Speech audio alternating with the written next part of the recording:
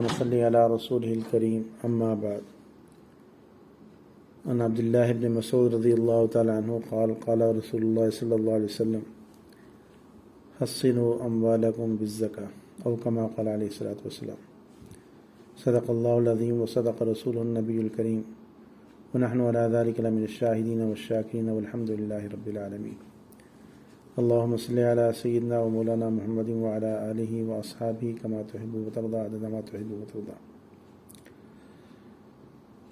قابل احترام بھائیوں، بزرگوں اور قابل احترام بہنوں، سب سے پہلے تو آپ حضرات مبارکباد کے مستحق ہیں کہ اللہ تعالیٰ نے آپ کو علم دین حاصل کرنے کی توفیق عطا فرمائی۔ یہ بہت بڑی سعادت ہے، اور دین کے طالب علم کے جتنے فضائل آتے ہیں تو آپ حضرات بھی اس کے مستحق بن گئے اس کورس میں شرکت کر کے۔ زکوٰۃ اسلام کے اراکین میں سے ایک بنیادی رکن ہے، اور اللہ رب العزت نے قرآن مجید میں نماز کے ساتھ تقریباً 82 جگہ زکوٰۃ کی ادائیگی کا حکم دیا ہے، اور زکوٰۃ کی ادائیگی میں ہمارا دنیاوی فائدہ بھی ہے اور اخروی فائدہ بھی ہے، اور زکوٰۃ کے ادا نہ کرنے کی صورت میں دنیاوی نقصان بھی ہے اور اخروی نقصان بھی ہے۔ دنیاوی نقصان تو یہ کہ ایک روایت میں آتا ہے کہ آپ نے فرمایا کہ جس مال سے زکوٰۃ ادا نہ کی جائے تو جس مال میں ملے گا تو اس کو بھی وہ ہلاک کر دے گا، اور اسی طریقے سے جس مال سے زکوٰۃ ادا کر دی جائے تو اللہ رب العزت اس مال کی حفاظت فرماتے ہیں۔ اس مال کو نہ تو چور اور ڈاکو چرا سکتا ہے، اور نہ ہی وہ کسی اور آفت کی وجہ سے وہ ہلاک ہوتی ہے۔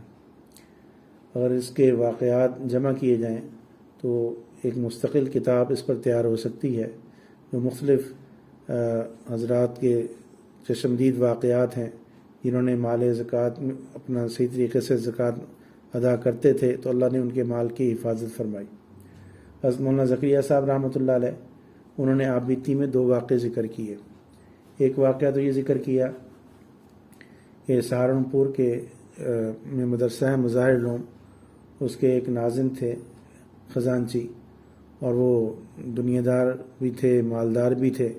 ان کا تقیہ کلام تھا اللہ کے فضل سے۔ ایک دن وہ صبح حضرت سہارنپوری کی خدمت میں حاضر ہوئے اور کہنے لگے کہ حضرت رات اللہ کے فضل سے اللہ کا غضب ہو گیا۔ حضرت مسکرائے اور فرمانے لگے کہ اللہ کے فضل سے اللہ کا غضب کیا ہوا؟ تو وہ کہنے لگے کہ حضرت رات جب میں سونے لگا تو گھر میں چور آ گئے، میں اکیلا تھا، تو میں نے ان چوروں سے کہا کہ دیکھو میں شہر کا امیر آدمی ہوں، اور اس کمرے میں نے رقم رکھی ہوئی ہے اور اچھی بھلی رقم ہے، اور یہ جو تالا ہے میں نے 2 آنے کا یا 4 آنے کا اس کو لگایا ہے، اور میں نے مولانا سہارنپوری صاحب سے سنا ہے کہ جس مال کی زکوٰۃ دے دی جائے اس کو چور چرا نہیں سکتے، تو تم جو ہے اس کو چرا نہیں سکتے۔ کہنے لگے کہ حضرت میں یہ کہہ کر سو گیا۔ وہ ساری رات لگے رہے، وہ تالا توڑ نہ سکے۔ جب صبح میں نماز کے لیے اٹھا تو وہ اس وقت توڑ رہے تھے۔ میں نے ان سے کہا تم اس کو توڑ نہیں سکتے، جاؤ 2-4 کو اور لے آؤ۔ آخر پھر وہ ناکام واپس چلے گئے۔ اسی طریقے سے حضرت مولانا زکریا صاحب رحمۃ اللہ علیہ نے ایک واقعہ ایک انگریز عیسائی کا بھی لکھا کہ چونکہ جب بر صغیر میں انگریزوں کی حکومت تھی تو انہوں نے اپنی کالونیاں بنا رکھی تھیں، تو ایک ان کالونی میں، اور ان کے مکانات عموماً لکڑی کے انہوں نے بنائے ہوئے تھے، تو ایک کالونی میں آگ لگ گئی تو بہت سارے مکانات جل گئے۔ تو ایک انگریز کا ملازم بھاگا اپنے مالک کے پاس گیا، انگریز کے پاس، اس کو بتانے کے لیے کہ آپ کا مکان بھی جل گیا۔ وہ اپنے کام میں مصروف تھا، تو اس نے اس کی بات کی جانب کوئی توجہ نہ دی۔ اس نے پھر دوسری دفعہ یہی بات کی، اس نے پھر توجہ نہ دی۔ جب تیسری دفعہ بات کی تو اپنے کام کو اس نے چھوڑا اور کہنے لگا کہ نہیں، میرا مکان نہیں جل سکتا، جاؤ تم تسلی کر لو۔ چنانچہ وہ ملازم جب واپس گیا، جا کے تسلی کی تو واقعتاً باقی سب لوگوں کے مکان جل گئے تھے، لیکن آگ اس کے مکان کے قریب آ کر بجھ گئی۔ اس نے اپنے وہ انگریز عیسائی سے اس کے متعلق پوچھا کہ آپ نے اتنا اطمینان کے ساتھ یہ بات کیسے کہہ دی؟ تو انگریز عیسائی کہنے لگا کہ میں نے تمہارے نبی کے ارشاد کے مطابق اپنے مال میں سے میں 40واں حصہ فقراء پر خرچ کرتا ہوں، اور تمہارے نبی کا یہ ارشاد ہے کہ جس مال کی زکوٰۃ دے دی جائے اس کے مال کو کوئی نقصان نہیں پہنچ سکتا، اور تمہارے نبی جھوٹ نہیں بول سکتے، چنانچہ مجھے یقین تھا کہ میرے مال کو نقصان نہیں پہنچ سکتا۔ یہ تو دنیاوی فائدہ ہے، اور آخرت کا فائدہ یہ ہے کہ انسان جو ہے وہ اللہ کی رضا ملتی ہے، اور زکوٰۃ کی عدم ادائیگی کی صورت میں اللہ کی ناراضگی کا انسان مستحق ہوتا ہے۔ اور قرآن مجید میں اللہ تعالیٰ نے اس پر جو عذاب ذکر کیے ہیں وہ آپ نے پڑھ لیے، اور اللہ تعالیٰ یہ چیزیں بسا اوقات دنیا میں بھی دکھا دیتے ہیں۔ حضرت عبداللہ بن عباس رضی اللہ تعالیٰ عنہ، ان کے پاس ایک شخص آیا اور آ کے کہنے لگا جی ہمارے علاقے میں ایک آدمی فوت ہوا ہے، اس کے لیے قبر کھودی تو وہاں آگے اژدہا بیٹھا ہوا ہے، تو انہوں نے فرمایا کہ اور جگہ کھود دو، وہ کہنے لگا جی دوسری جگہ کھودی وہاں بھی یہی، حتیٰ کہ 4-5 جگہ قبر کھودی گئی وہاں وہ اژدہا تھا۔ تو حضرت عبداللہ بن عباس فرمانے لگے کہ اس سے ذرا اس کے گھر سے معلوم کرو آیا وہ زکوٰۃ اپنے مال کی صحیح طریقے سے ادا کرتا تھا؟ تو انہوں نے کہا کہ نہیں، وہ زکوٰۃ نہیں دیتا تھا۔ تو فرمانے لگے کہ بس یہ اس کا عمل ہی ہے، تم جہاں بھی پوری زمین بھی کھود ڈالو تو یہ آگے اس کے لیے اژدہا ہوگا، اس کو وہیں دفن کر دو۔ تو اللہ تعالیٰ یہ چیزیں کبھی کبھی دکھا بھی دیتے ہیں۔ تو پڑھنے کا مقصد جو ہے وہ عمل ہے، تو اس میں اس بات کا اہتمام کریں کہ ہم نے اپنی زندگی میں اگر صاحب نصاب ہیں تو ہم زکوٰۃ دینے کا اہتمام کریں، اور اگر پہلے ہم نے زکوٰۃ ادا نہیں کی گزشتہ سالوں کی تو اس کی قضا کرنا بھی ضروری ہے۔